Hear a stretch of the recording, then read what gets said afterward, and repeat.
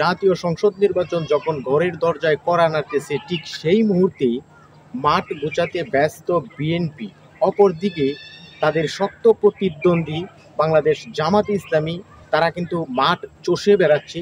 তাদের দলীয় কোন দল নেই বললেই চলে।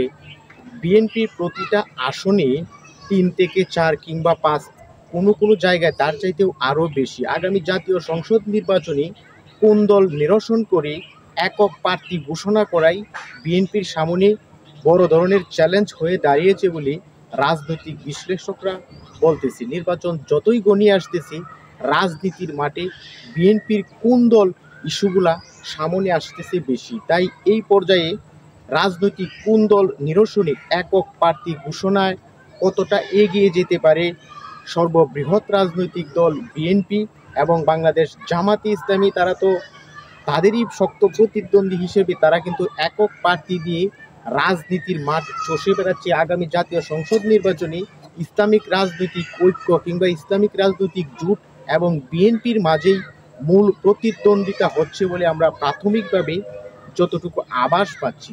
বিএনপির একটি জোট বনাম জামাতের সহ তাদের একটি জোটেই আগামী জাতীয় সংসদ নির্বাচনে মূল প্রতিদ্বন্দ্বিতায় নামতেছে।